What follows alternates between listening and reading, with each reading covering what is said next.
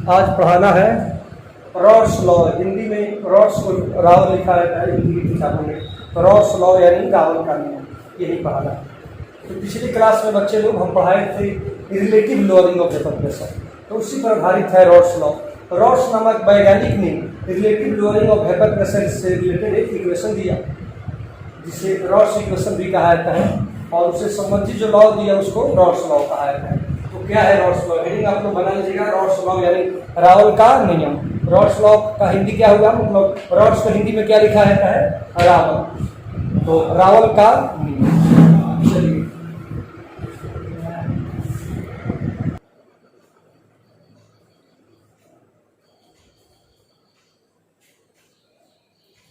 हो गया बुआ, रॉड्स नियम, रावल का नियम। देखिए क्या है बुआ, तो इस नियम के अनुसार किसी घोल का relative lowering of vapour pressure है वो सॉल्यूट के मोल फ्रैक्शन के बराबर होता है। Relative lowering of vapour pressure क्या पढ़ाए थे? P माइनस PS, यानी सॉल्वेंट के वेपर प्रेशर में से सॉल्यूशन का वेपर प्रेशर घटा देंगे तो जो आता है वो डेल्टा P। ये हो गया लोअरिंग ऑफ वेपर प्रेशर। और इस लोअरिंग ऑफ वेपर प्रेशर में P से भाग देते हैं, यानी वेपर प्रेशर ऑफ सॉल्वेंट से भाग देते हैं, तो यही हो जाता है relative lowering of vapour pressure. क्या समझे? किसी सॉल्वेंट का वेपर प्रेशर अधिक होता है तो सॉल्वेंट में सॉल्यूट डाल देते हैं तो सॉल्यूशन बन जाता है और उसका वेपर प्रेशर क्या होता है? कम हो जाता है। तो मान लीजिए सॉल्वेंट का वेपर प्रेशर P है और सॉल्यूशन का वेपर प्रेशर PS है, तो P में से PS घटाते हैं डेल्टा P आता है। यही डेल्टा P हो गया लोअरिंग ऑफ वेपर प्रेशर। इसी लोअरिंग ऑफ वेपर प्रेशर में सॉल्वेंट के वेपर प्रेशर P से भाग दे देते हैं, तो यही कहलाता है relative lowering of vapour pressure. यही कहलाएगा relative lowering of vapour pressure. तो ये दोनों एक चीज हो गया। ये हो गया lowering of vapour pressure divided by vapour pressure of solvent. Total को क्या कहेंगे? Relative lowering of vapour pressure. ये कहिए तो दोनों बात क्या है? बराबर है। तो ये हो गया relative lowering of vapour pressure. अच्छा, अब आइए सॉल्यूट का मोल फ्रैक्शन, ये तो पढ़ाए होंगे। सॉल्वेंट और सॉल्यूट दोनों का मोल फ्रैक्शन निकाला जाता है। जिसका मोल फ्रैक्शन निकालना हो उसका मोल ऊपर। मान लिया किसी सॉल्यूशन में सॉल्यूट और सॉल्वेंट दोनों तो रहेंगे, तो सॉल्यूट के मोल को, सॉल्यूट चूंकि कम मात्रा में रहता है, तो मान लिया किसी सॉल्यूशन में सॉल्यूट के मोल को छोटा n माने और सॉल्वेंट के n को क्या माने? बड़ा n माने। सॉल्यूट के मोल को स्मॉल n और सॉल्वेंट के मोल को क्या माने? बड़ा n। तो सॉल्यूट का मोल फ्रैक्शन निकालना होगा तो सॉल्यूट का मोल ऊपर रहेगा और नीचे रहेगा सॉल्यूट का मोल प्लस सॉल्वेंट का। तो ये हो गया सॉल्यूट का मोल फ्रैक्शन। सॉल्यूट का मोल ऊपर और नीचे सॉल्यूट प्लस सॉल्वेंट, तो सॉल्यूट का मोल फ्रैक्शन। तुम्हारा मोल फ्रैक्शन निकालना हो तो तुम्हारा मोल ऊपर और तुम्हारा प्लस तुम्हारे साथियों का मोल नीचे, तो तुम्हारा मोल फ्रैक्शन निकल जाएगा। यानी जिसका मोल फ्रैक्शन निकाला है तो उसका मोल ऊपर है, टोटल का मोल नीचे रहता है। सॉल्यूट का मोल प्लस सॉल्वेंट का मोल, सॉल्यूशन का मोल हो गया, तो सॉल्यूशन के मोल से भाग देना है किसमें? जिसका मोल फ्रैक्शन निकालना है उसमें। तो सॉल्यूट के मोल को छोटा n से डिनोट करते हैं, तो छोटा n सॉल्यूट का मोल और उसी सॉल्यूट के मोल में सॉल्यूट का मोल प्लस सॉल्वेंट के मोल से भाग देंगे तो सॉल्यूट का मोल फ्रैक्शन आ गया। यह बड़ा n किसका मोल है? सॉल्वेंट का मोल है। तो बड़ा n है सॉल्वेंट का मोल, उसमें भाग दे देंगे सॉल्यूट के मोल से या प्लस सॉल्वेंट के मोल से, तो ये किसका मोल फ्रैक्शन हो गया? सॉल्वेंट का। जिसका मोल फ्रैक्शन निकालना हो उसका मोल ऊपर और नीचे सॉल्यूट का मोल और प्लस सॉल्वेंट का मोल। नीचे वाला तो सब में फिक्स रहेगा, जिसका मोल फ्रैक्शन निकालना है उसका मोल ऊपर। तो अगर छोटा n सॉल्यूट का मोल हो तो छोटा n सॉल्यूट का मोल ऊपर है तो सॉल्यूट का मोल फ्रैक्शन हो गया। बड़ा n सॉल्वेंट का मोल है तो बड़ा n ऊपर है तो सॉल्वेंट का मोल फ्रैक्शन हो गया। तो हमको कौन चाहिए? सॉल्यूट का मोल फ्रैक्शन चाहिए। तो ये हो गया सॉल्यूट का मोल फ्रैक्शन। और relative lowering of vapour pressure क्या पढ़े थे? P minus PS by P। ये हो गया relative lowering of vapour pressure. तो relative lowering of vapour pressure ही पढ़े हैं हम, और सॉल्यूट का मोल फ्रैक्शन होता है ये भी हम पढ़े हैं, दोनों बराबर होता है। यही कहना था रॉड का कहना यही था। इसी नियम को रॉड्स लॉ कहा जाता है। यानी क्या रॉड्स ने क्या नियम दिया कि किसी सॉल्यूशन का relative lowering of vapour pressure solute के मोल फ्रैक्शन के बराबर होता है। यही बात है, किसी सॉल्यूशन का relative lowering of vapour pressure solute के मोल फ्रैक्शन के बराबर होता है। यही है रॉड्स लॉ। तो चलिए इसको लिख देते हैं, आप लोग उतारते चलिएगा। और ये बहुत ही इंपॉर्टेंट क्वेश्चन है, ये बोर्ड एग्जाम में पूछा जाता है। लिखिए according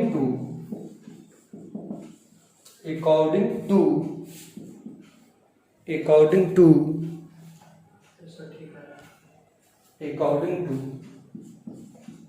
this law the relative lowering of VP माने vapor pressure, the relative lowering of vapor pressure is equal to the mole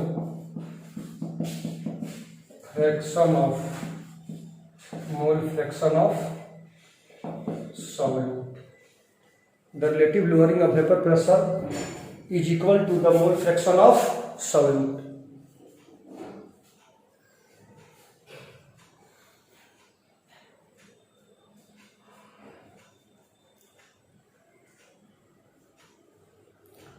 चलिए इसका हिंदी लिख लीजिए। इस नियम के अनुसार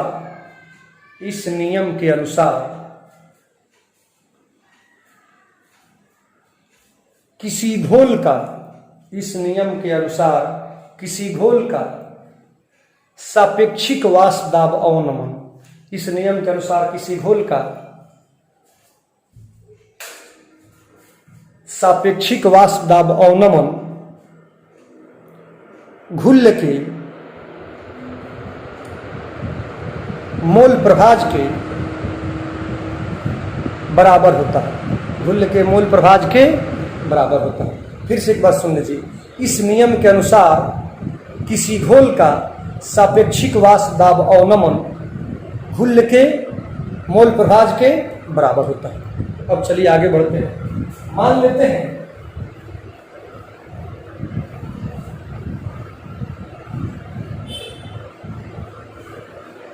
मानकर चलते हैं कि सॉल्यूट के मोल फ्रैक्शन को किसे डिनोट किया जाए? स्मॉल एन से। सॉल्वेंट अधिक रहता है उसके मोल को किसे डिनोट किया जाए? कैपिटल एन से। मान के चलते हैं, सब कोई हिंदी इंग्लिश सब कोई उतारेगा इसको। तो if n is number of moles of solute and capital N is number of moles of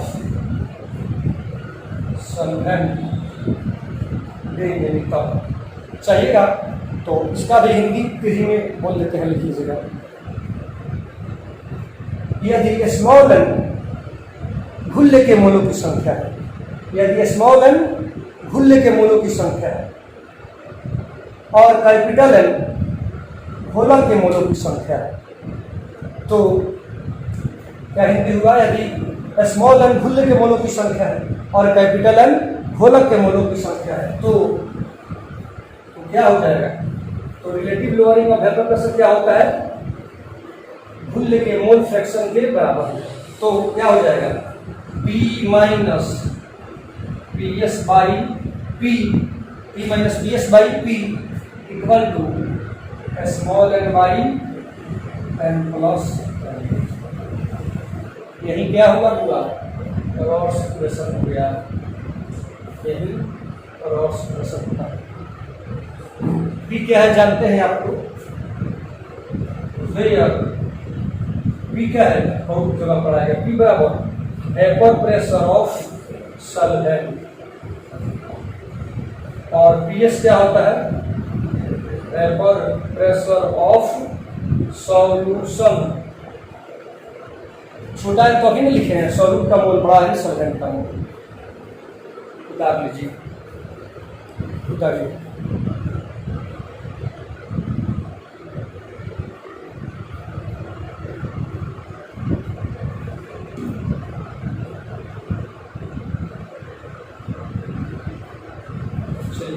जाते हैं।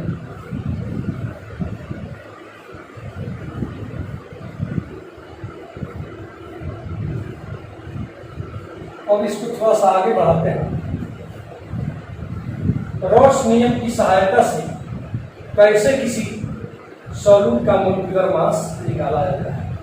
इस इक्वेशन को थोड़ा सा और आगे न्यूमेरिकल बनने के लिए मोलिकुलर वेट से जोड़ते हैं। रॉड्स नियम के अनुसार अगर पूछे एग्जाम में कि रॉड्स लॉ के अनुसार कैसे किसी सॉल्यूट का मोलिकुलर मास निकालेंगे, तो जवाब यही होगा। पूरा नोट्स नोट कर लीजिए। अब आइए, विनोदय हम जानते हैं, विनोदय हम जानते हैं number of moles equal to क्या होता है,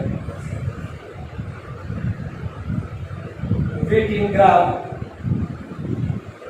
weight in gram by molecular mass. ये चीज तो सब कोई जानता है। Number of moles equal to क्या होता है, weight in gram by molecular mass. अब आइए, तो सॉल्यूट का मोल निकालें। इसलिए छोटा है, छोटा एन क्या है, सॉल्यूट का मोल है। तो सॉल्यूट देखिए, सॉल्यूट के लिए कभी भी सॉल्यूट का वेट हो तो स्मॉल लेटर का उपयोग कीजिए, मतलब स्मॉल डब्ल्यू का उपयोग कीजिए। सॉल्यूट के लिए स्मॉल लेटर, सॉल्वेंट ज़्यादा रहता है तो उसके लिए कैपिटल लेटर का उपयोग कीजिए। तो छोटा एन क्या है, स्मॉल एन क्या है, सॉल्यूट का नंबर ऑफ मोल्स। तो सॉल्यूट का नंबर ऑफ मोल बराबर सॉल्यूट का वेट इन ग्राम, सॉल्यूट की वेट को स्मॉल डब्ल्यू से, और सॉल्यूट का मोलिकुलर मास स्मॉल एन से, एंड कैपिटल एन क्या हो गया, सॉल्वेंट का नंबर ऑफ मोल्स। तो क्या हो गया, सॉल्वेंट का वेट, सॉल्वेंट के लिए कैपिटल लेटर का उपयोग कर रहे हैं, और मोलिकुलर मास, तो सॉल्वेंट का मोलिकुलर मास एन हो गया। एन है सॉल्यूट का मोल, तो सॉल्यूट का वेट बटा सॉल्यूट का मोलिकुलर मास। सॉल्यूट के लिए स्मॉल लेटर का उपयोग किया। बड़ा है कैपिटल एन, सॉल्वेंट का नंबर ऑफ मोल्स, सॉल्वेंट के मोलों की संख्या, तो बड़ा वेट बटा बड़ा मोलिकुलर मास। बड़ा लेटर का यूज किया है, सॉल्वेंट के लिए हो गया, आई सॉल्यूट के लिए हो गया, टी हो गया सॉल्यूट का मोल, आई हो गया सॉल्वेंट का mole. Number of moles equal to weight in gram बटा मोलिकुलर मास। सॉल्यूट के लिए स्मॉल लेटर और सॉल्वेंट के लिए कैपिटल लेटर लिखें। एक सॉल्यूट का मोल फ्रैक्शन ही हो गया, सॉल्वेंट का मोल फ्रैक्शन ही हो गया, इसी फॉर्मूला में क्या, इसमें कोई दिक्कत तो नहीं है। अब चलिए, इस स्मॉल एन और कैपिटल एन के वैल्यू को ऊपर का रॉड्स इक्वेशन जो लिखे थे उसमें रखने पर तो उतर लिए हैं, तेजी में उतरिए। अगर स्मॉल एन और कैपिटल एन के वैल्यू को ऊपर वाले रॉड्स इक्वेशन में रखना है।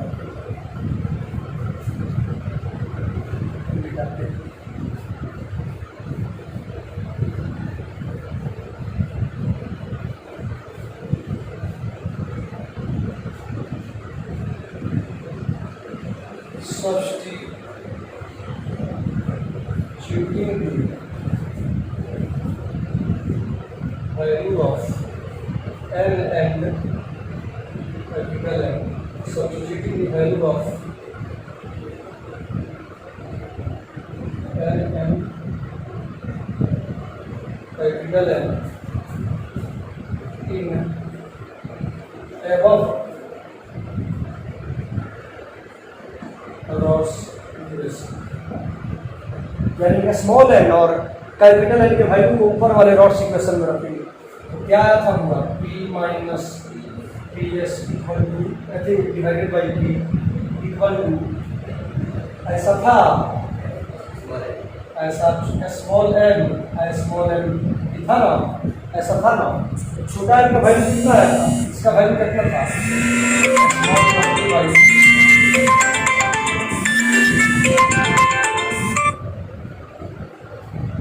इसका वैल्यू कितना था, छोटा एन का डब्ल्यू बाई है।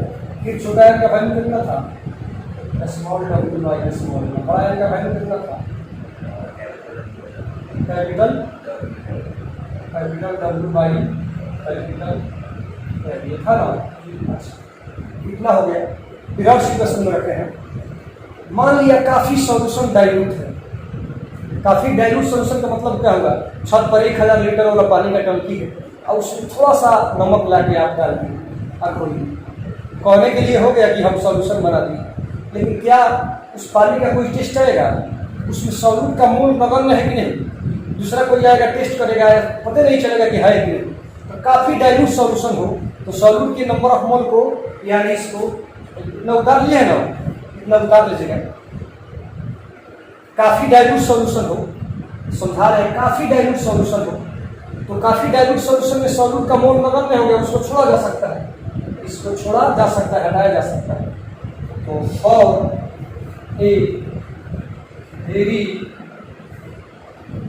Dilute solution, for a very dilute solution W by M is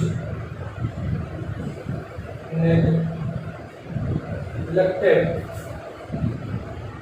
from denominator। काफी डाइल्यूट सॉल्यूशन के लिए, फीका होल के लिए नीचे से W/M को छोड़ा जा सकता है, हटाया जा सकता है, नेग्लेक्टेड फ्रॉम डिनोमिनेटर। यानी काफी तनु घोल के लिए हर में से W/M को हटाया जा सकता है। काफी तनु घोल के लिए W/M को हर में से हटाया जा सकता है, इसका हिंदी बोलना है।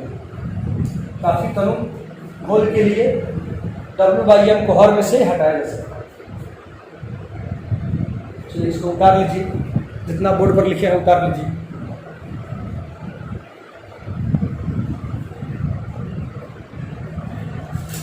उतार लिए, चलिए और उतार लिए हैं तो देखिए क्या करेंगे।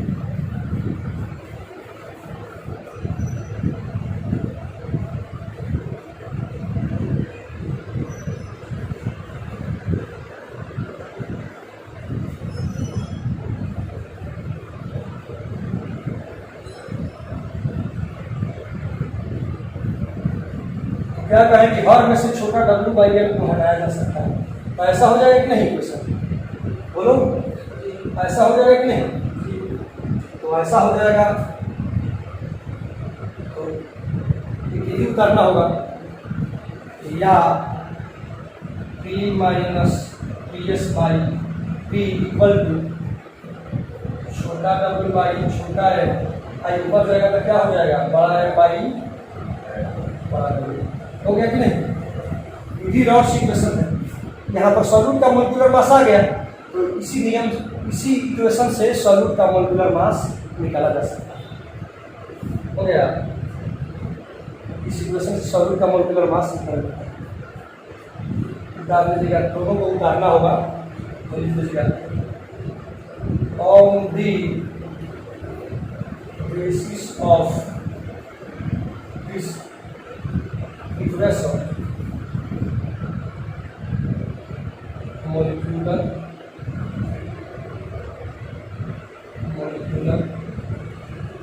mass of solute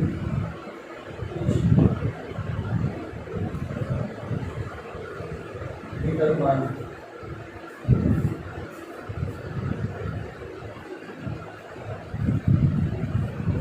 क्या लिखे हैं? नीचे लिखे हैं on the basis of this equation molecular mass of solute is determined.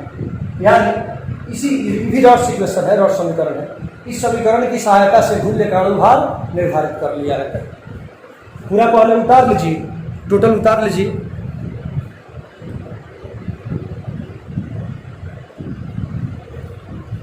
Total उतारने के बाद नीचे वाला का हिंदी लिखिएगा। इस समीकरण की सहायता से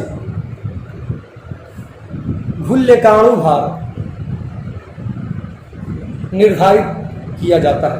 इस समीकरण की सहायता से घुल्ले का अणुभार निर्धारित किया जाता है। क्या था? जहाँ छोटा एम तो सॉल्यूट का मोल तो जानते हैं, और छोटा W equal to rate of solute. छोटा W क्या था? Rate of solute. बड़ा W क्या था? Weight of solute. Raoult's equation में जो आया था वो लिखा है। छोटा है molecular mass of small letter solute के लिए होता है मॉलिक्यूलर मास ऑफ सॉल्वेंट का। बड़ा है मॉलिक्यूलर मास ऑफ क्या चीज? सॉल्वेंट। छोटा है मोल्स ऑफ सॉल्यूट से number of moles of solute लिखाई थी, मोल्स ऑफ सॉल्यूट। और बड़ा है number of moles of solvent. उतार लीजिए, अब इस पर न्यूमेरिकल बनाते हैं।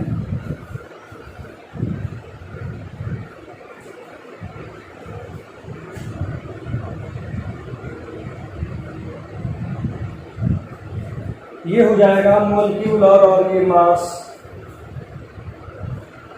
चलिए इसको उतार ली। अब इस पर रॉड्स इक्वेशन पर न्यूमेरिकल बनाते हैं।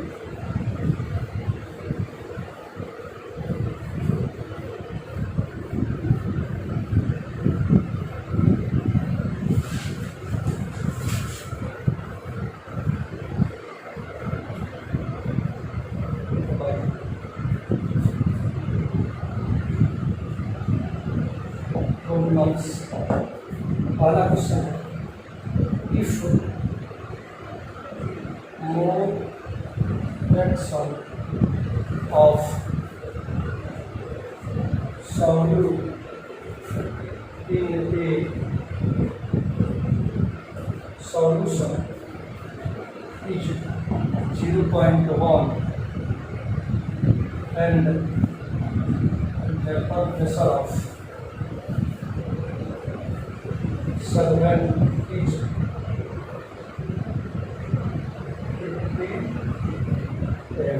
58. Calculate the vapor pressure of solvent. Calculate the vapor pressure of solvent. सवाल लिखिए।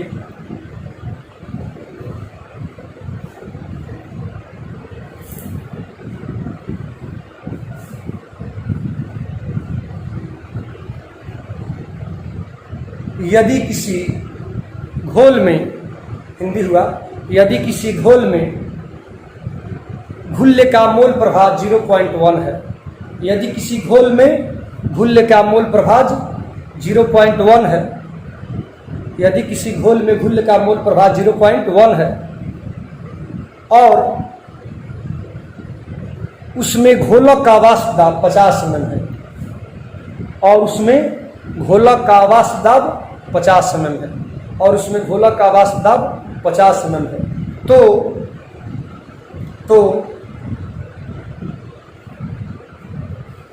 नीचे नहीं सॉल्वेंट कर दीजिए, नीचे सॉल्यूशन कर दीजिए, तो नीचे वाला में जोड़ दीजिए सॉल्यूशन, तो उसमें घोल का वाष्प दाब क्या होगा, तो उसमें घोल का वाष्प दाब क्या होगा, तो उसमें घोल का वाष्प दाब क्या होगा। यहाँ पर सुधार दीजिएगा, यहाँ पर सॉल्वेंट न होकर क्या हो जाएगा, सॉल्यूशन हो जाएगा, सॉल्यूशन हो जाएगा। तो उसमें घोल का वाष्प दाब क्या होगा, मतलब कोई सॉल्यूशन है, उसमें सॉल्यूट का मोल फ्रैक्शन 0.1 है और उसके सॉल्वेंट का वेपर प्रेशर 50 mm है, तो कह रहा है उस सॉल्यूशन का वेपर प्रेशर निकालें। चलिए निकालते हैं।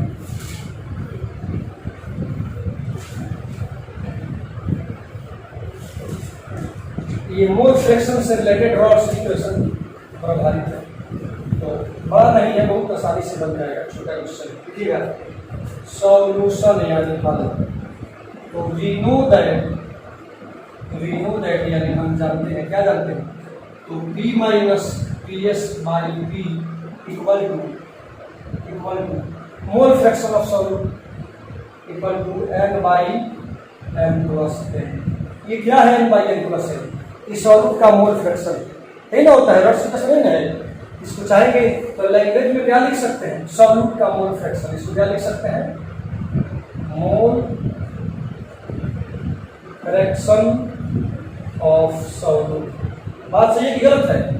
रिलेटिव लोअरिंग में वेपर प्रेशर सॉल्यूट के मोल फ्रैक्शन के बराबर हो जाएंगे, रॉड्स लॉ है, तो P minus P S by P equal to mole fraction of solute. अब ध्यान दीजिएगा क्या क्या चीज इसमें दिया है, गिवन P क्या होता है, सॉल्वेंट का वेपर प्रेशर, तो कितना दिया है 50 mm 50 mm, सॉल्वेंट का वेपर प्रेशर कितना दिया है 50 mm। अच्छा, और मोल फ्रैक्शन सॉल्यूट का मोल फ्रैक्शन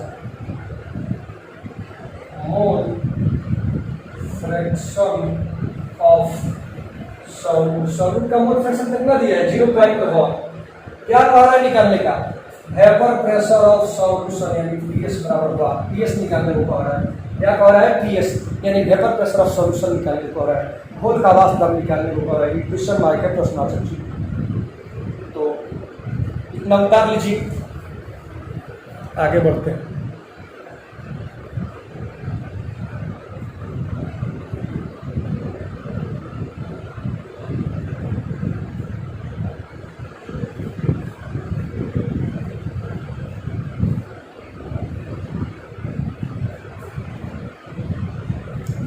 चलिए अब मान भरते हैं सबका। अब क्या करेंगे,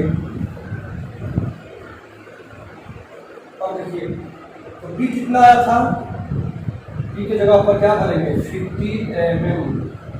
अब पी एस तो निकालना है, अच्छा आई पी की जगह पर फिर क्या करेंगे 50 mm I equal to mole fraction में सॉल्यूट कितना था 0.1, इधर देखिए 0.1, क्या हो जाएगा पूरा 50 mm minus P S equal to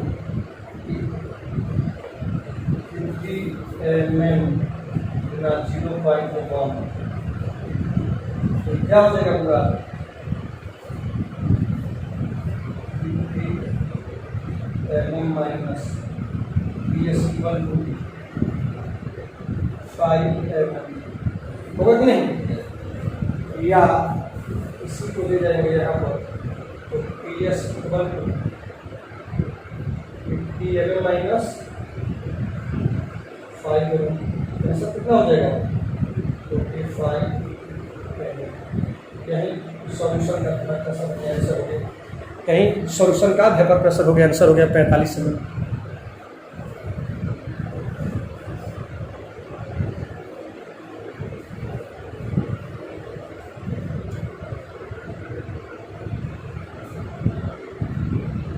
चलिए उतार लीजिए इसको,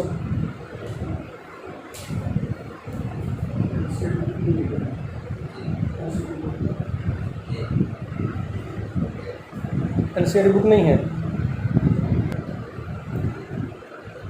देखिए बुआ, पहले था सॉल्यूट का मोल फ्रैक्शन दिया गया था, तो पहले सॉल्यूट का मोल फ्रैक्शन दिया गया था, उस पर आधारित क्वेश्चन है।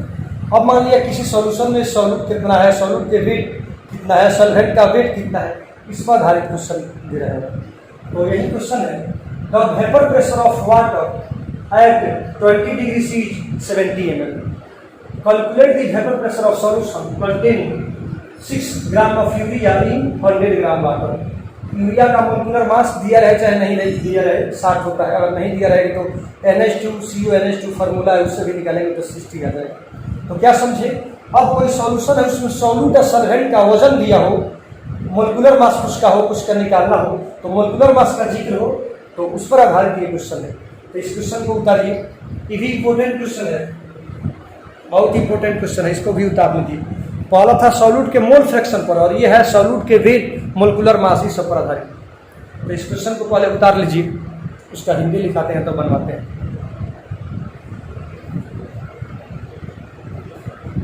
जितने टाइप का होता है सब पर बनवा दीजिए।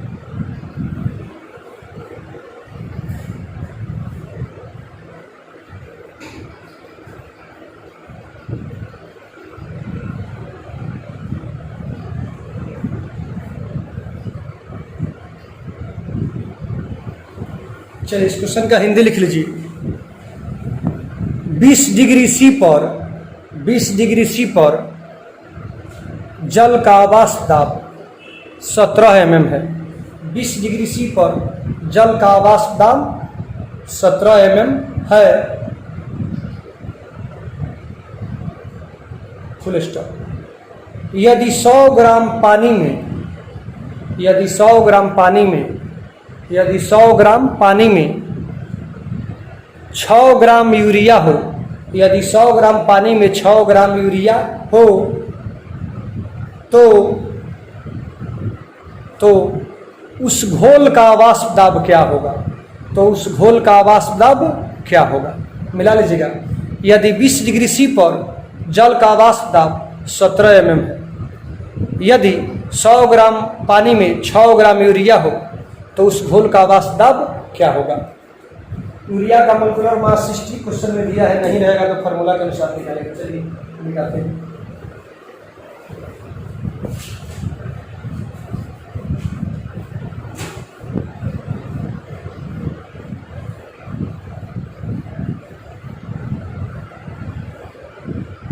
देखिए हुआ सॉल्यूशन यानी हल भी नोट, तो कोई भी फार्मूला यूज करने के पहले लिखा रहता है वी नोट एट, यानी हम जानते हैं, क्या जानते हैं? तो P minus P S by P equal to small w by small m to capital M by capital तक। यही ना फार्मूला ड्राइव किए थे अभी। अब क्या क्या चीज इसमें दे दिया है, गिवन यानी दिया है। पी क्या होता है, सॉल्वेंट का वेपर प्रेशर। पी क्या है, सॉल्वेंट का वेपर प्रेशर। ये फार्मूला लिख दिया है रॉड्स इक्वेशन के अनुसार। पी है सॉल्वेंट का वेपर प्रेशर, तो पी का वैल्यू कितना दिया है 70 mm है ना बुआ। चलिए अच्छा, सॉल्यूट का वेट, छोटा डब्ल्यू क्या है, सॉल्यूट का वेट। तो सॉल्यूट का वेट कितना ग्राम, सॉल्यूट कौन है, यूरिया है, पानी है सॉल्वेंट है, यूरिया है सॉल्यूट। तो सॉल्यूट का वेट छोटा डब्ल्यू है, ये कितना ग्राम सॉल्यूट है 6 ग्राम, तो 6 ग्राम। अच्छा, अब बड़ा डब्ल्यू क्या हो गया, सॉल्वेंट हो गया, सॉल्वेंट हो गया पानी। पानी का वजन कितना है 100 ग्राम। अच्छा, एम क्या है, सॉल्यूट का मोलिकुलर मास। एम क्या है पूरा, सॉल्यूट का मोलिकुलर मास, यूरिया का मोलिकुलर मास। तो 7 होता है यूरिया का, क्वेश्चन में दे दिया तो 7 हो गया। अच्छा, और कैपिटल एम क्या है, सॉल्वेंट का, सॉल्वेंट कौन है, वाटर।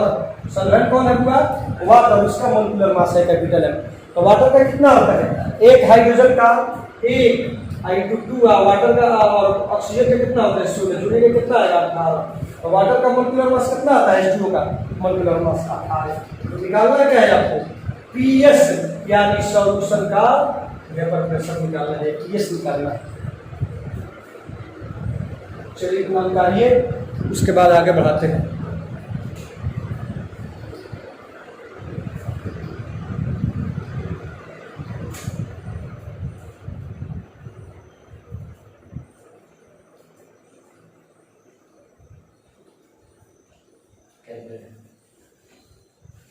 चलिए मेरे ख्याल से इतना उतार लिए होइएगा। अब इस फार्मूला में सब जितना वैल्यू है सबको रखेंगे।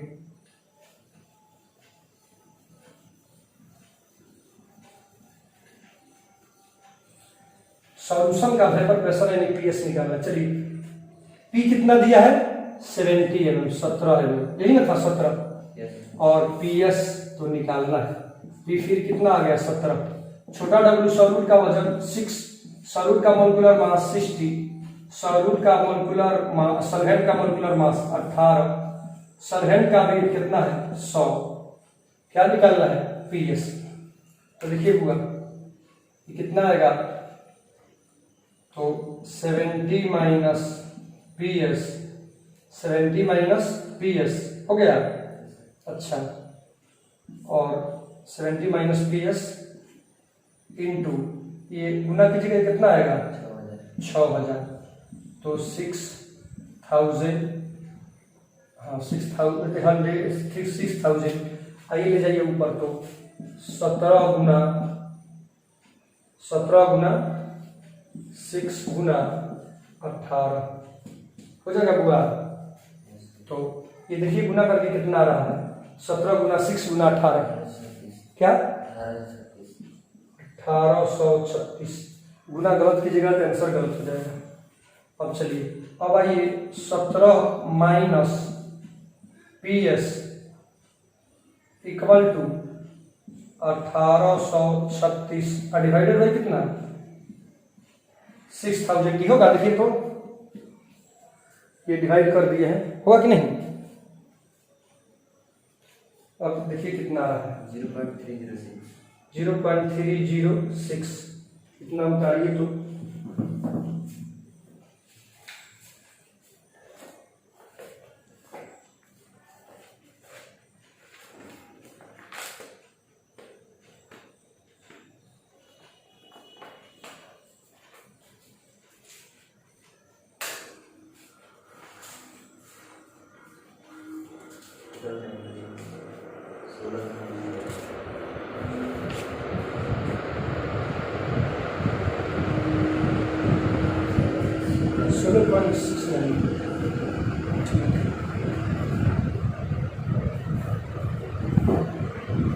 अब क्या किए होगा, तो इसको गिरा देते हैं ऊपर, या इसको ऊपर ले चल के और तो लिखिएगा 70 माइनस कितना पीएस इक्वल टू कितना है 0.306 आया है, इसलिए पीएस इक्वल टू कितना आएगा 70 माइनस 306। पीएस सॉल्यूशन का वेपर प्रेशर कितना जाएगा बोले घटाइए तो 16.7 क्या 692 हो गया, इतना से काफी चल जाएगा। हो गया एमएम में दिया था, आंसर हो गया, कोई नहीं आंसर हो गया।